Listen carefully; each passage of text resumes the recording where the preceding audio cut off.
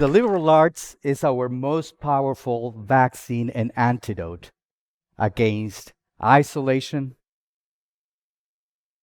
alienation, extremism, radicalization, and all of those behaviors that tend to divide us. The liberal arts can empower us to be active collaborators and agents of positive change. I'm Guillermo. I also go by Dean of our College of Liberal Arts and Social Sciences here at DePaul. And, deans do quite a bit of recruiting. And today I would like to recruit your help in reimagining the liberal arts beyond its traditional, well-established value. My hope is that we may collectively acknowledge that the liberal arts has a powerful meaning in putting together collaboration. Now, I believe in leadership guided by collaboration. I am here today inspired by the thinking of the faculty and staff of my college.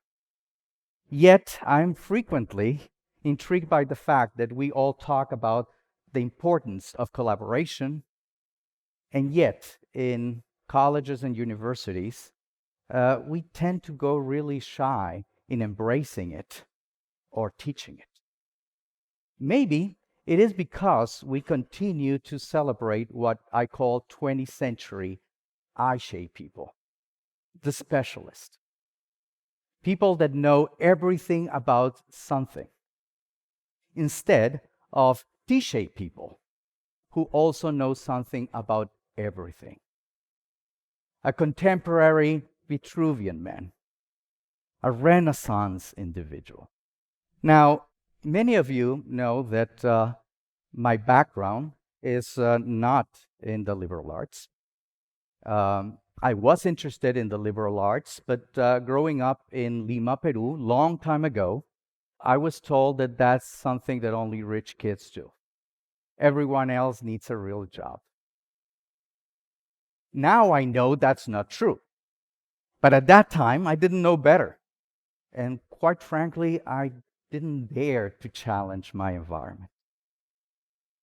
So, as an alternative, I was directed towards architecture. And yes, you can guess, I became a totally committed architect, all dressed in black and wearing very cool glasses. In architecture school, I was told to collaborate, to work with a number of disciplines in the building industry, following very strict protocols established by our individual licenses. I thought and took pride of understanding my clients. When I was designing a hospital, I thought I understood doctors, nurses, patients. If I was designing a school, I thought I understood faculty, staff, students. But I was wrong. I understood organizational charts, processes, procedures, but not people. People are a lot more complex to understand. I learned this, in my case, through a long time and perhaps some regrettable experiences that I would like to share with you today. In 1978, there was a Maoist doctrine that pursued the creation of a communist dictatorship that started to emerge in universities in Lima. The group pushing for that doctrine later became known as the terrorist group, The Shining Path, Sendero Luminoso. And they wanted classroom time to spread the doctrine. Now, at that time, I was member of student governments in my college. And we were really not interested on listening or understanding what they had to tell us. Their narrative at that time was not aggressive yet, but we thought that it was going to take away time from our design classes. And instead of engaging them intellectually in our classrooms and lecture halls, we turned around and went back to our design studios. We were not alone. With the exception of few schools of liberal arts and social sciences, many did the same. And 2 years later, that group went underground. At about that time, I graduated with my bachelor degree in architecture and went to the University of Toronto to get my master's of architecture. This was my first experience in a location, a university, where there was an undergraduate liberal arts emphasis, which, by the way, it's uncommon in most places around the world. It's a very North American thing. And my design work in the program was still pretty good. But I noticed that my Canadian classmates had a deeper understanding of the world. They had an insightfulness. They were able to articulate ideas in an amazing way. And I wanted to do that, but I guess I was feeling like an I-shaped person. Someone who knows everything about how to put a building together, but not a lot more. Soon after, I returned to Lima with the idea of picking up where I left. And to my surprise, I found that the Shining Path was now engaged in a guerrilla war in Lima. I couldn't understand what was going on, why things had evolved in that direction. Where were all of this going? And I just wanted to design. I was an architect. I wanted to do architecture. But my world was constantly hit by exploding car bombs or brought to a standstill by city-wide blackouts. And in a city of 6 million souls, believe me, that's a scary thing. Or terrorized by street shootings, the abduction of anyone who appeared to have the money or the influence to serve the cause, or the assassination of those who stand in the way of the terrorists. So, with the feeling that there was nothing I could do about it, in 1985, together with my wife, who's also an architect, we migrated to the Netherlands. The Netherlands took us in, and we pursued doctoral degrees at Delft University of Technology. There we lived and worked, not understanding why our country had gone in that direction, terribly frustrated, and I was very angry. 10 years later, the College of Architecture at Texas A&M made us an offer we couldn't refuse, and we came back to this side of the pond. And this time, for the second time, I was in a place where I could have access to courses in liberal arts and social sciences. And I decided I was going to take advantage of it. What follows was amazing. And to understand what I mean, I would like to take you into an exercise that explains what is a T-shaped person. Now, this is an exercise that I conduct here. It's experiential. And I do it with our first year honor students. Now, you may wonder why I pick up on that group. It's not because they are honor students. It's because they are freshmen and they still do what we ask them to do. I know that with you, I might need to appeal to a higher power, So I'm going to pull a Jedi trick on you and tell you that this is the part of my talk you have been waiting for. Please stand up wherever you are. Go ahead. This is Obi-Wan asking you to stand up. And those of you that cannot stand up, follow as much as you can wherever you are. For those of you at home, if you are at the top of a ladder painting a ceiling, don't follow my instructions. Okay. So first, I'm going to ask you to put your arms on your sides. I shape.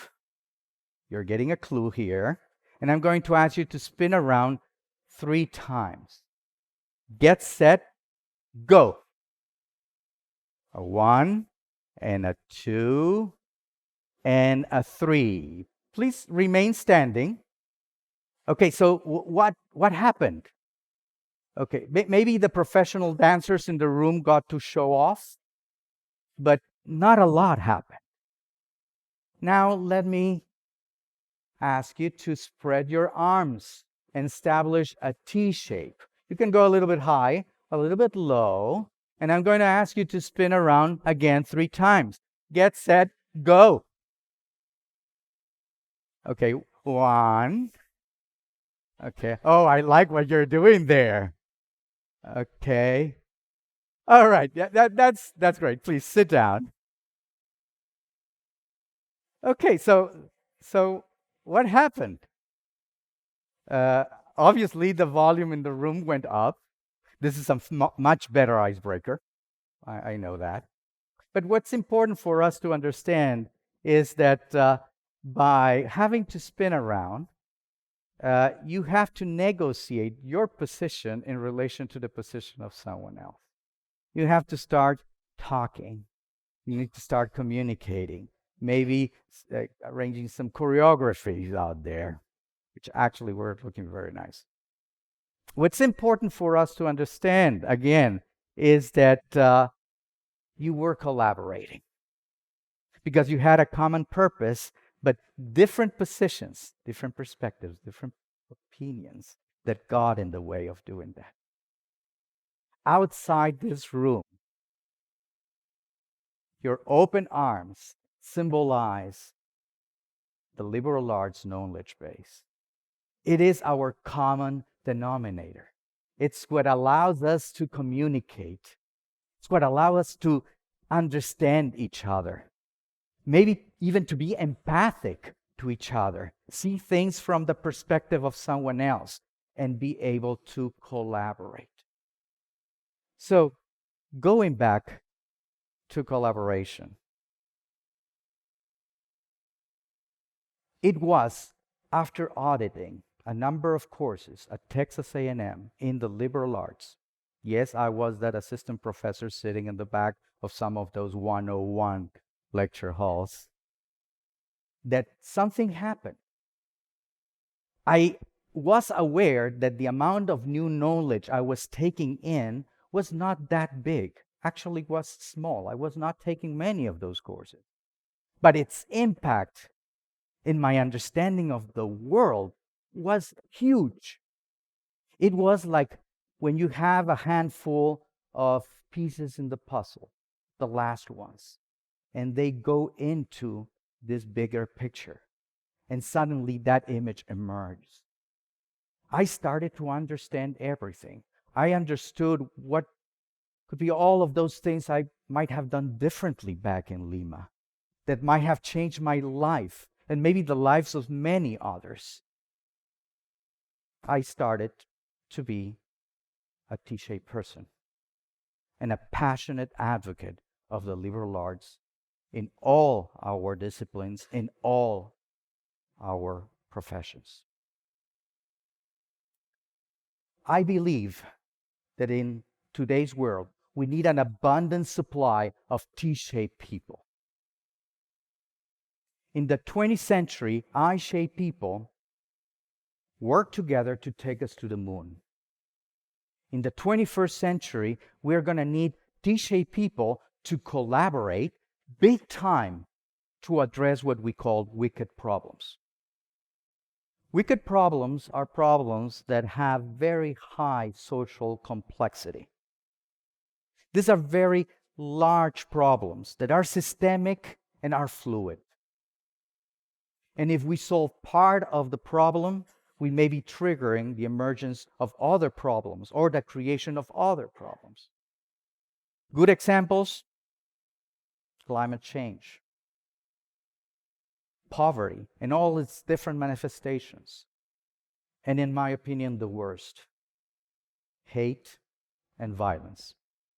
Violence in our schools, violence in our cities, violence in the world. We need to raise our game. The good news is that the liberal arts can provide us not only with a common denominator to collaborate, but with a maximum common denominator that in turn can maximize our ability to communicate and to work together and to collaborate. The liberal arts can make us not only active collaborators, but leading collaborators. Now, we are at DePaul, and of course, it's perfectly natural for us to ask, okay, so what's to be done? This is my take. In design disciplines, we have the design project and the design studio. The driving force in the physical environment where intent, knowledge, and skills are articulated to create collaborative products. Everything around us here is product of a design studio at one time or another. In similar way, I believe that the liberal arts has the capacity to develop multidisciplinary projects that articulate purpose, understanding, and advocacy in addressing the big challenges and opportunities of the future.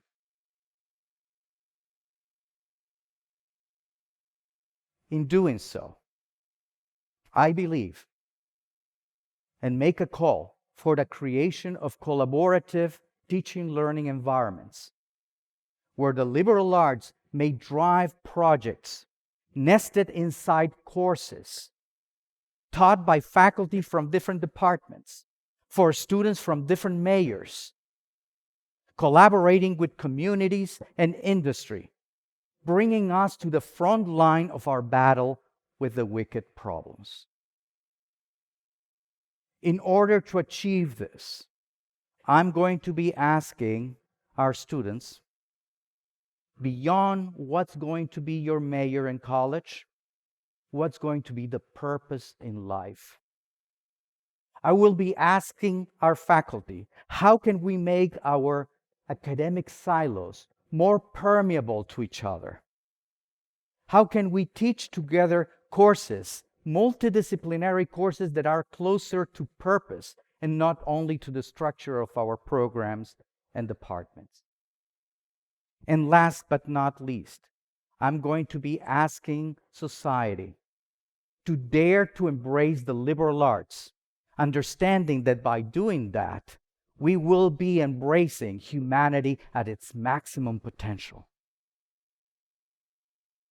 In that embrace, I believe that we will be able to transform isolation into inclusion, alienation into unity, extremism into moderation, and radicalization into sincere respect for each other. May the liberal arts be with you. Thank you.